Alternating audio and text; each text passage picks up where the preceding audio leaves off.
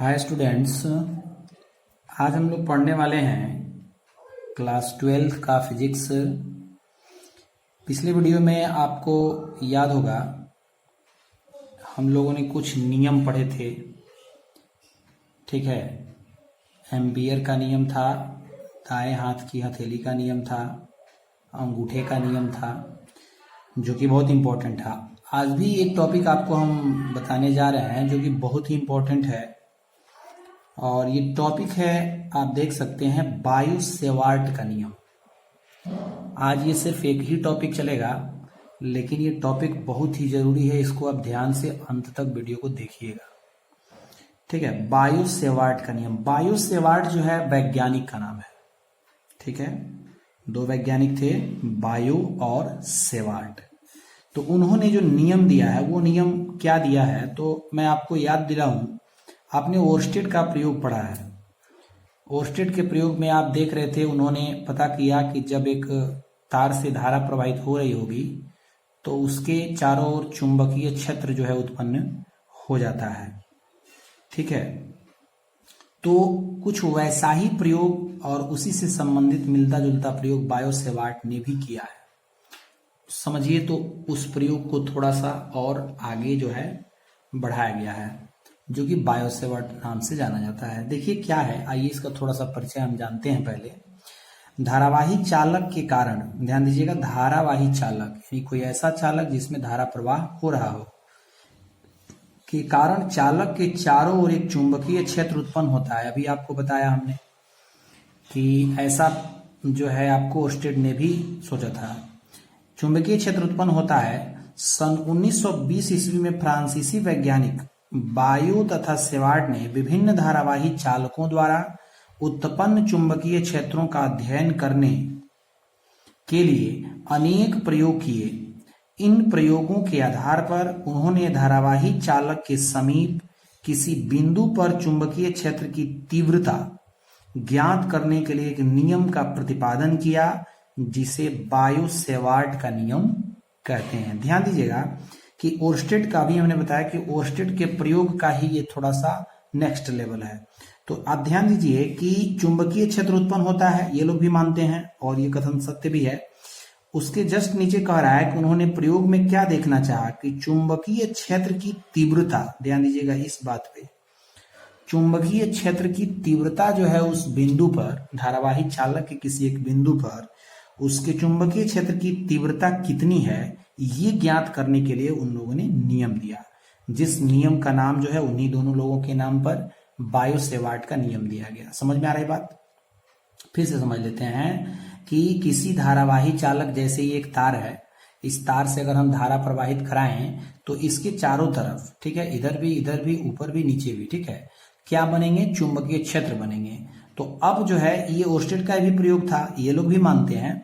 अब ये लोग इसको आगे इसलिए बढ़ा रहे हैं कि हम पता करेंगे कि धारावाही चालक के किसी एक पॉइंट पर, किसी एक बिंदु पर विद्युत क्षेत्र की जो बात हो रही है उसकी तीव्रता कितनी होती है, कितना वो प्रबल होता है। ठीक है, इसके बारे में अध्ययन करना है हमको। ठीक है, तो उन्होंने क्या नियम दिया है, इसको हम जो है आइए देखते हैं आगे। नियम में उन लोगों ने जो है क्या बताया है कि सबसे पहले ये बात माना गया है कि मान लेते हैं कि एक चालक में आई एम्पियर की धारा प्रवाहित हो रही है। चालक जैसे अभी आपको दिखाया, मान लीजिए यही एक चालक है, चालक तार, इसमें धारा प्रवाहित हो रहा है, बैटरी से इसको कनेक्ट किया गया है। माना कि एक चालक में आई एम्पियर की धारा प्रवाहित हो रही है। इस धारावाही चालक के एक स्व अल्पांश डेल्टा एल, आपको याद करिए अब गॉस प्रमेय, गॉस प्रमेय में स्व अल्पांश आप पढ़ते थे। ठीक है, तो स्व अल्पांश यानी बहुत ही कम अंश को हम बोलते हैं, हिस्से को, भाग को, क्षेत्र को बोलते हैं, तो उसको स्व अल्पांश डेल्टा एल लिया गया है। ठीक है, के कारण चुंबकीय क्षेत्र के किसी बिंदु P, माना गया है कि वो बिंदु P है, उस पर हमको विद्युत क्षेत्र की तीव्रता का मान जो है निम्न कारणों पर निर्भर करता है। ठीक है, अभी हम लोग पढ़े कि बायो सेवार्ट नियम क्यों है कि किसी बिंदु पर विद्युत क्षेत्र की तीव्रता का मान कितना है, ये जानकारी करने के लिए। तो विद्युत क्षेत्र की तीव्रता का मान किन बातों पर निर्भर करता है, और ये निर्भरता ही जो है बायो सेवार्ट का नियम जो है अंत में आपको दे देता है। कैसे है आइए देखते हैं। फर्स्ट लेवल है, इसमें कुछ पॉइंट है, वो पॉइंट आपको ध्यान देना होगा। और ये पॉइंट आप ध्यान रखेंगे तो अगला आपको एक सबका निचोड़ मिलेगा, वो निचोड़ जब आप देख लेंगे तो आपको ये पॉइंट बहुत ही इजी लगेगा, इसलिए ध्यान दीजिए। यह चालक में प्रवाहित विद्युत धारा I के अनुक्रमानुपाती होता है। ठीक है, जो विद्युत क्षेत्र की तीव्रता है उसको डेल्टा बी माना गया है। ठीक है, डेल्टा बी को हम बोलेंगे विद्युत क्षेत्र की तीव्रता। तो यह जो कह रहा है इसका मतलब है विद्युत क्षेत्र की तीव्रता। तो यहाँ बात है कि विद्युत क्षेत्र की तीव्रता जो है चालक में प्रवाहित विद्युत धारा के मान के अनुक्रमानुपाती या समानुपाती होता है। यानी इसका मतलब है कि डेल्टा बी समानुपाती आई। इसका अर्थ होता है, आप जानते होंगे कि आई का मान यानी धारा का मान अगर हम चालक में जितना बढ़ाएंगे तो हमारे चुंबकीय क्षेत्र की तीव्रता का मान भी बढ़ जाएगा। ठीक है, ये फर्स्ट पॉइंट कह रहा है कि धारा का मान बढ़ने से विद्युत क्षेत्र की तीव्रता का मान भी बढ़ जाता है, चुंबकीय क्षेत्र की तीव्रता का मान। ठीक है, दूसरा पॉइंट है कि यह चालक के उस स्व अल्पांश की लंबाई डेल्टा एल के अनुक्रमानुपाती होता है। फिर समझिए कि डेल्टा एल, अभी जो हम लोग बात कर रहे हैं, जैसे ये चालक है तो चालक के किसी एक बिंदु पर हम बात कर रहे हैं, मान लीजिए वो डेल्टा एल है, तो अगर डेल्टा एल के मान को हम बढ़ाएंगे तो समझिए उसका डेल्टा बी भी बढ़ेगा। ठीक है, यानी चुंबकीय क्षेत्र की तीव्रता भी बढ़ेगी। अगर डेल्टा एल को कम करते हैं तो चुंबकीय क्षेत्र की तीव्रता का भी मान कम होगा, ये बात कह रहा है। ठीक, तो दूसरा पॉइंट ये भी है कि अगर हम स्वल्पांश को बढ़ाएंगे तो तीव्रता बढ़ेगी, धारा को बढ़ाएंगे तो भी तीव्रता बढ़ेगी। तीसरा पॉइंट है, यह स्वल्पांश की लंबाई और स्वल्पांश के बिंदु से मिलने वाली रेखा के बीच बनने वाले कोण थीटा की त्रिज्या के अनुक्रमानुपाती। ठीक है, थीटा की ज्या होगा, त्रिज्या नहीं। ठीक है, ज्या का मतलब होता है साइन। कि ध्यान दीजिएगा कि दोनों के बीच एक कोण बनता है। जिस हम बिंदु की बात कर रहे हैं उस बिंदु से अगर हम कल्पना करें तो जो है स्वल्पांश की लंबाई और उस बिंदु के बीच एक कोण बनता है थीटा। ठीक है, तो उस थीटा का जो ज्या होता है, ज्या साइन को बोलते हैं। ठीक है, साइन का हिंदी ज्या होता है, कॉस का कुछ ज्या होता है। ठीक है, तो साइन थीटा के अनुक्रमानुपाती होता है, वही यहाँ पे लिखा गया। इस पॉइंट को ध्यान दीजिए, अगर ये सब पॉइंट आप याद रखते हैं तो ये लंबा वाला पॉइंट जो है भाषा में आप लिख सकते हैं। तो डेल्टा बी समानुपाती है साइन थीटा, यानी साइन थीटा का मान अधिक होगा तो डेल्टा बी का मान भी अधिक होगा, कम होगा तो ये भी कम होगा। ठीक है, चौथा पॉइंट क्या कह रहा है कि यह बिंदु P की स्वल्पांश से दूरी के वर्ग, ध्यान दीजिएगा, बिंदु P की उस स्वल्पांश से कितनी दूरी है उसके वर्ग के व्युत्क्रमानुपाती होता है।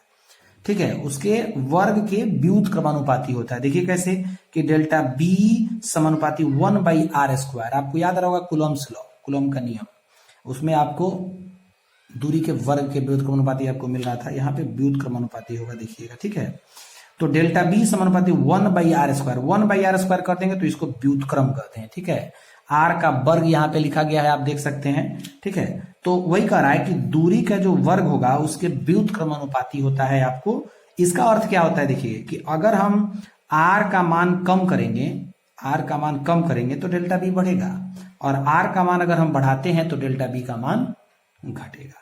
ठीक है, उल्टा होता है व्युत्क्रमानुपाती का अर्थ। अब इन सबको मिलाकर ये जो तीनों पॉइंट, चारों पॉइंट आप देख रहे हैं, ये ध्यान दीजिएगा, ये चारों पॉइंट को मिलाकर जो देखिए आपको जो है एक पॉइंट दिया गया है, ये पॉइंट आपको ध्यान देना चाहिए। ये पॉइंट ये है कि इन चारों नियमों को मिलाने पर हमको मिलता है डेल्टा बी समानुपाती delta L sine theta r², और आई भी है। ठीक है, आई भी तो मिला था ना फर्स्ट पॉइंट में। इन चारों, चूंकि आप देखेंगे चारों तरफ जो है डेल्टा, ये चारों पोर्शन में LHS में डेल्टा बी है, तो एक ही डेल्टा बी लिख सकते हैं, और समानुपाती आई डेल्टा एल साइन थीटा बटा r²। नीचे इसलिए आएगा क्योंकि हम लोग अंतिम पॉइंट में भी पढ़े हैं कि आर के वर्ग का भी व्युत्क्रमानुपाती होता है।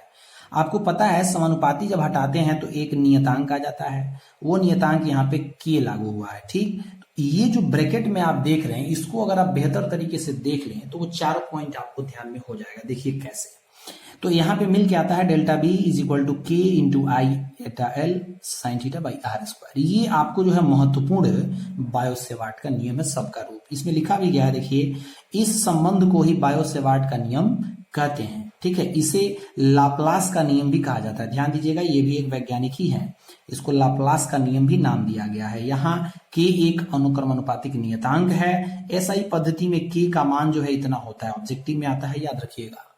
ठीक है, के का मान जो है इतना होता है, कितना, 10⁻⁷ न्यूटन प्रति एम्पियर स्क्वायर। ठीक है, आइए इस पर हम लोग चर्चा करते हैं कैसे आप इतना से ही आप चारों पॉइंट याद कर लेंगे। ध्यान दीजिएगा कि फर्स्ट पॉइंट आपको मिल जाएगा कि ये समानुपाती है, सॉरी समानुपाती हटाने का नियतांक है, तो नियतांक हटाएंगे तो समानुपाती बनेगा।